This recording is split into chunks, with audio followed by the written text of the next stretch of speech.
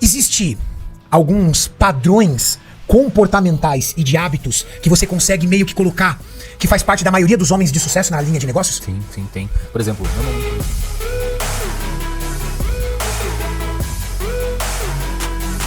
Valeu.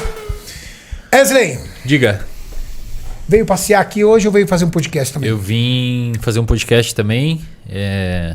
Lá no G4? Lá no G4. Nosso amigo Thales? Com Thales. Falamos sobre negócios. Um abraço, Thales. Um abraço, Thales. Cara, e ali, numa pequena síntese ali, o que você tratou ali? O que A gente envolve falou sobre o mundo dos negócios? A gente falou sobre... Primeiro, a gente falou sobre o meu produto, né? A minha escola.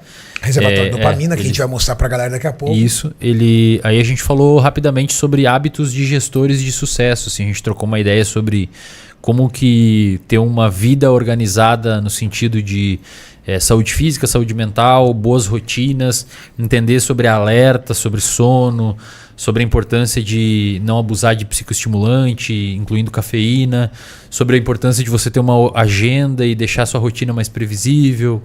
A gente trocou uma ideia ali sobre legal. como utilizar esses ensinamentos da psicologia comportamental dentro de um contexto de negócios. Afinal de contas, negócios são tocados por pessoas, né? Tomada de decisão, é tudo... E nunca se falou tanto em alta performance dentro do mundo dos negócios.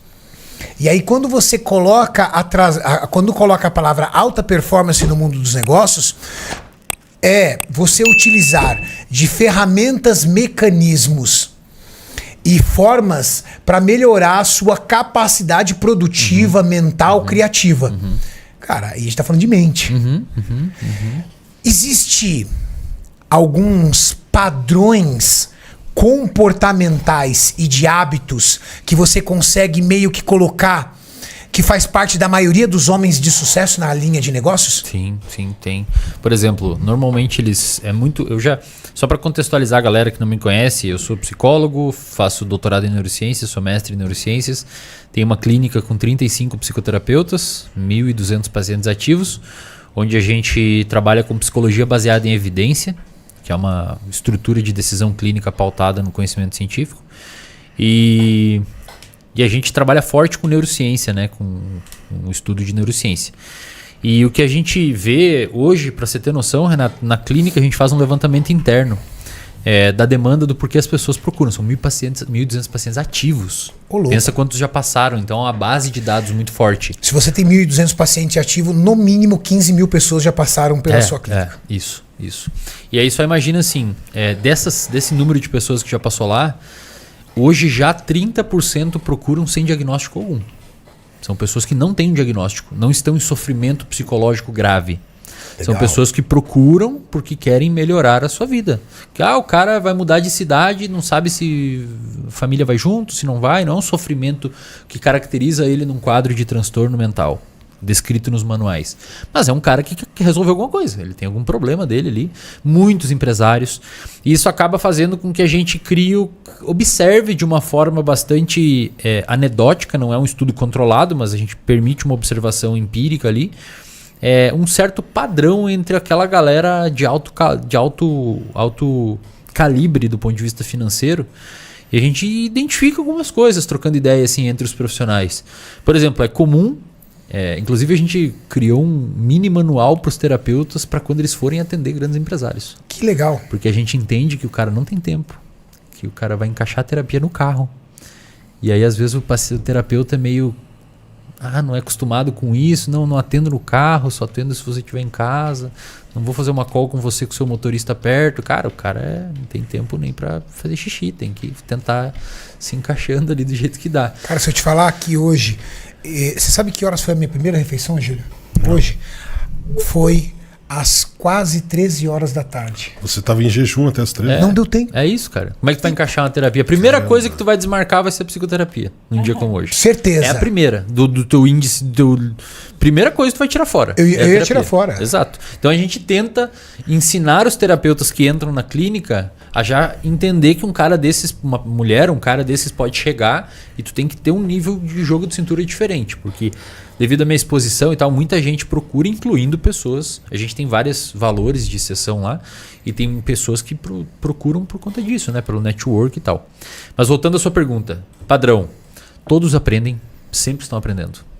Não existe hoje uma mulher, um cara que eu tenha atendido ou que tenha conhecimento que passou pela clínica, assim, nas reuniões, que a gente sabe que teve um atendimento com alguém que é bem sucedido e parou de aprender. Eles têm um comportamento de busca por conhecimento que não para. Então, ponto número 1. Ponto número 1. Os caras, vamos dizer assim, os homens mais bem-sucedidos que você atendeu, na sua grande maioria, continuam estudando. Sempre.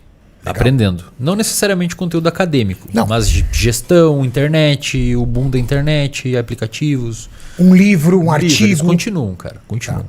Segundo, todos, ou melhor, grande maioria, esse do conhecimento eu diria que todos mesmo. Esse segundo, grande maioria, isso aqui é uma evidência anedótica, tá, pessoal? Não é uma evidência científica, é baseada na nossa observação. A grande maioria treina. Jiu-jitsu, cara, impressionante. Jiu-jitsu é uma inundação entre gestores, velho. É uma epidemia. É interessante. A maioria dos meus amigos fazem jiu-jitsu, Júlio. Os empresários? Empresários. A maioria dos meus amigos empresários faz jiu-jitsu. É muito louco. Eles falam que é uma forma de liberar o estresse e deixa eles um pouco mais concentrados. Sim, Porque é um jogo, né? Estratégico. É um xadrez, cara. É um jogo de xadrez aquilo lá. É um xadrez com o corpo. Uma grande parte treina e muitos jiu-jitsu. A gente pegou esse padrão. Jiu-jitsu e corrida. Jiu-jitsu, corrida, muitos triatlon, cara. Muitos triatlon. Mas a maioria dos meus amigos não fazem musculação, até fazem 3 vezes por semana no condomínio, no prédio lá embaixo. Mas pra fortalecer. Pra fortalecer. Né? Mas o que eles gostam? Gil e correr. E boxe, não? Não, boxe a gente não vê muito padrão. Fica bem concentrado. Né? Gil, corrida, triatlon, muitos fazem triatlon. Outro fator. É bem comum. Outro fator, todos eles são mais motivados pelo medo do que pela ganância, cara. O nosso sistema motivacional, ele respeita dois itens. O sistema motivacional de um animal, um cachorro, de um ser humano, de um macaco, de um primata não humano, de um animal, de um gato, ele funciona virtualmente falando de 2 formas. Ou ele quer que você busque uma recompensa. Então, você tem motivação para buscar uma recompensa. Eu quero tomar uma água porque eu estou com sede, é recompensador, eu quero comer. Se deixa você com fome se você não atravessa São Paulo a pé para buscar uma comida, se não tem onde comer. Então, buscar uma recompensa e fugir de um perigo. Nosso sistema motivacional se ativa para fugir de me conhece. Eu, por exemplo, eu sou motivado pelo medo. Não pela ganância, pelo dinheiro. Eu sou motivado, por exemplo, se eu me sentir de alguma forma, qualquer coisa do trabalho, se eu me sentir ameaçado, cara, mas é isso aí. Lascou. Mas é isso aí. E aí muitos deles, por exemplo... Se alguém ameaçar uma posição minha dentro do trabalho, ou se alguém ameaçar uma situação disso, ou se eu me sentir ali ameaçado por mim mesmo, do tipo, eu acho que isso aqui tá indo ruim, lascou, cara. Então é isso que eu quis dizer. Obsessão, vira obsessão pra mim. É isso que eu quis dizer. Eles são obcecados pelo medo de perder. Tipo, o risco da perda. Eu preciso estruturar bem o meu dinheiro, eu preciso saber onde é que eu vou investir, nas tomadas de decisões com mais risco. É sempre. A decisão de mais risco é sempre relacionada a uma fatia do patrimônio. Eles não tomam decisão de risco jogando all-in Nunca. Tem ali 5% que é a parte do risco. O resto eu sou muito conservador. Exato. Então isso também é comum neles. Nossa, eu sou a parte ao contrário dele. Eu dou all-in, vamos viajar já. Eu sou mais conservador também, com certeza. Aí eu, sei lá. Tu vê, cara, por enquanto tem todos. Exato, por enquanto eu todos. Estuda, se mantém informado, Exatamente. Treina. Só falta levar ele pro jiu-jitsu. Treina, eu sou motivado pelo medo. Você é motivado pelo medo? Eu vou explicar só para as pessoas o conceito medo, tá? O medo é o risco. Principalmente o risco. Se eu sentir que eu estou com algum grau de risco, aquilo me acelera violentamente, cara. É isso aí. Me acelera violentamente. E motiva ou não? Motiva para resolver, para sair daquela situação. O problema é sempre estar mais motivado. O terceiro, o quarto ou quinto item, já não lembro qual que a gente tá. Grande maioria é absurdamente metódico, cara. Ixi, metódico, assim. Você não. Nossa, eu sou Mas metódico no nível da agenda não sair certo, a pessoa começa a ter ansiedade. Tipo, pô. Eu sou insuportavelmente metódico. com as minhas... Por exemplo, muito interessante, Wesley. Antes de você entrar aqui, eu saí daquela porta, eu virei pra ele e falei assim, cara, eu tô me sentindo o cara mais poderoso e feliz do mundo. Por quê? Porque eu tinha um monte de compromissos hoje e eu consegui cumprir todos. Legal. Todos. E nos horários certinho. Mas eu tava com um gap de tempo assim de coisa de 10 minutos. E deu Se certo. um embola lá no início... Ah, cara, aí meu humor já ia estar aqui, eu ia estar fudeu. cuspindo fogo. É isso aí, exatamente isso. Então são metódicos. Missão cumprida. É. Não acabou o dia ainda não. Não, mas agora não tem mais, agora tá tranquilo.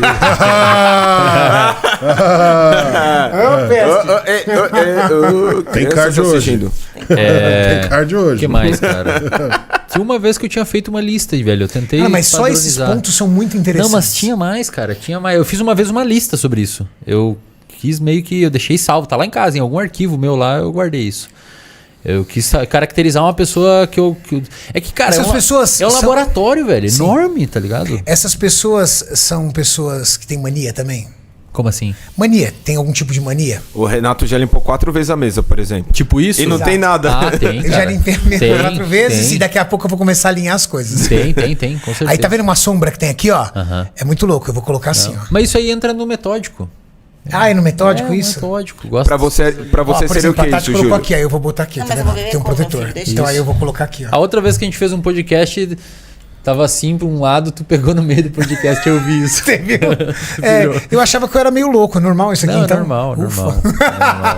Uma outra coisa, cara, que acontece muito, que eu acho que vale a pena dizer aqui também, até pra questão de quebra de tabu, assim, é bastante grande, assim, o número de pessoas que estão em altos cargos, homens e mulheres, com transtorno psiquiátrico diagnosticado. É comum? Aí, Renato. TDAH, Tá tranquilo, então. TDAH, toque, É normal tranquilo. ser louco, Julião, tá Tá vendo? normal, Vocês velho. ficam me reclamando que eu sou louco? Aí, TDAH, toque, transtorno de humor bipolar. toque você tem, cara. Bastante Toque eu comum, tenho. cara. Bastante Desde comum. sempre, Julião. Não, Lembra pô, na loja? O Renato desde pobre, velho.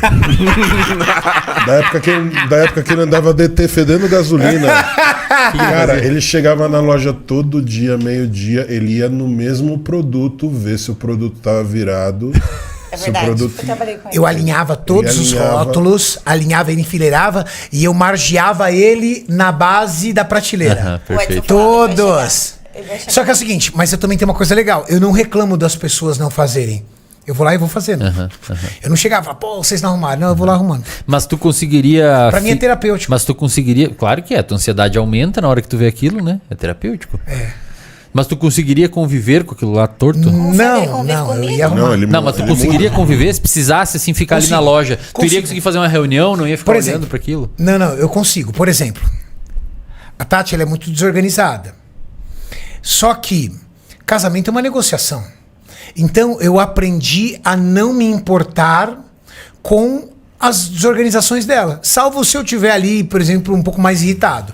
Se não, por exemplo, cara, desde que eu a conheço, ela deixa a toalha em tudo quanto é lugar. Nossa, Pô, vou ficar mas enchendo o também. saco toda hora por causa disso? Então eu aprendi. Mas eu noto. Vai passar 20 anos, eu olho, a toalha tá ali. Não é uma coisa que eu ignoro, a toalha tá ali. Só que hoje eu já não. Eu pego a toalha e guardo, ou às vezes eu consigo ter a capacidade de não guardar, de todo na correria, deixa a toalha aí, paciência. Aham. Eu sou a parte que evolui ele, entendeu? Tu consegue Porque, lidar. porque tem que evoluir essa parte. Tem que evoluir entendeu? essa parte, tem que se expor a esses estresses pra conseguir lidar, criar repertório. Não, a questão é assim, ó, seria disfuncional e poderia ser um indicativo de quadro psiquiátrico se você não conseguisse Não, sair de casa sem mexer na toalha. Não. Tipo, não consigo fazer uma reunião, eu tô lá no escritório, eu volto embora mexendo na toalha. Não, eu consigo. Tem paciente com toque assim. Ele não consegue viver se ele não sair de casa, voltar em casa e pegar a toalha, dobrar no guarda-roupa e aí ele volta pro Por exemplo, escritório. se eu chegasse, por exemplo, na loja ocupado, eu ia sentar, fazer minhas coisas e tal tudo. Ah, não, então na hora não. que eu tivesse um tempo, né, Júlio? Ia É um- levantar aí ia ela, lá. É um mexendo tique, é um tique. É um tique. Traço. Mas assim, cara, provavelmente isso mais te ajudou do que atrapalhou na tua vida. Aqueles documentos que tu deixou Eu organizado e quando precisou estavam ali. Aquela pasta no computador que tava ali, você deixou organizada. Sabe uma pessoa, cara, que era absurdamente organizado, o homem mais organizado que eu conheci na minha vida? Meu sogro. Lembram? É. Nossa, E eu o pai não da puxei Tati minha era o mãe cara também. mais organizado do Eu não mundo. puxei nem meu pai nem Se chegasse pra ele e falasse assim, puta, faltou um recibo do notário. Calma. Cara, eu não Aqui, sei, tchau. eu também luto firme, eu tô... Você é nesse nível também? Cara, eu sou parelho com isso daí, velho. Sério, Sou- cara? Eu sou acho isso parelho. muito legal. Eu sou parelho com isso daí, cara. E quando Tenho você tudo tenta organizado. e você não consegue, onde tá o defeito, assim? É sério, porque me Defeito aqui incomoda no- muito. que a pessoa acha que tenta, É mas no não HD, tem, cara. né? Tá no De HD. organização? Não, é sério, é assim, ó. Tá onde do. Me HD. incomoda muito a minha falta de organização. Aí eu começo tentando e vou. Mas aí quando eu vejo, eu já falhei de novo. Porque é meu, eu tento, mas não consigo. Olha, Ou não tentei o suficiente. não sei se não 34 tentou o anos. suficiente, mas pelo que ele falou, você é assim sempre, né? Sempre. Desde sempre. Às vezes um comportamento Mas que já sabe o tá que é bem interessante? enraizado. Eu noto na Tati pelo seguinte: a pessoa não faz por maldade. Pra ela, aquilo não é importante. Exato, isso. Por exemplo, e às vezes aquilo prejudica ela mesmo. Por exemplo, digamos que eu chego pra ela e falo assim: Tati, quando você chegar em casa, você usou seu fone, pega o fone e coloca dentro da caixinha. Por exemplo, eu falo pra ela: faz isso. Aí ela não faz. Aí chega um dia, esses dias ela queria o fone e ela perdeu o fone. Por quê? Mas isso me Perdeu, caiu. incomoda, mas eu não. Não, isso prejudica ela. Só que eu percebo que o dia a dia, aquilo não machuca ela. Não. Cara, ela convive bem com isso. Então, tipo, por mais que ela seja uma pessoa desorganizada, eu percebo que a desorganização dela não é por maldade, é porque não é uma prioridade. Exato, pode Isso ser. eu vivo super Isso. bem com a toalha ali no chão. Não no chão também. Não, Eu no penduro chão, nas amor. portas, às vezes tem aqueles negócios da porta, às vezes Amor. no chão, não. chão Ah, do só quando banheiro. tá pra lavar, que daí eu coloco no chão só pra Não, não, não. pisar. Quantas vezes você Ó deixa lá, no terapia, chão, vamos amor? lá. Você não deixa a toalha no chão. Não, já deixei. Mas é uma coisa, se alguém for em casa, deixa a casa desarrumada? Mesmo que não tenha ninguém, não. Você é uma pessoa Mas se tiver no extremamente dia- aciada. Eu tô falando sobre questões assim bobas. No geral, não. Não, mas Coisa deixa eu boba, digitar tipo no uma Google aqui pra toalha, descobrir o que nada que significa absurdo. isso. Mas Porque... é sério. Por enquanto a gente fica quieto. Briga de marido e mulher, você sabe. Pessoal, Aprenda a viver de YouTube e monetize sua presença na plataforma com Peter Jordan. Conheça a Cyberclass, um portal de treinamentos práticos e comprovados para lucrar online. Descubra o segredo das vendas automáticas com Gabi Cervantes e impulsione seus resultados. Acesse o método Turbo Tráfego e venda todos os dias com pouco investimento, sem criar conteúdo e sem aparecer. Confira na descrição dos vídeos os links para estes treinamentos incríveis.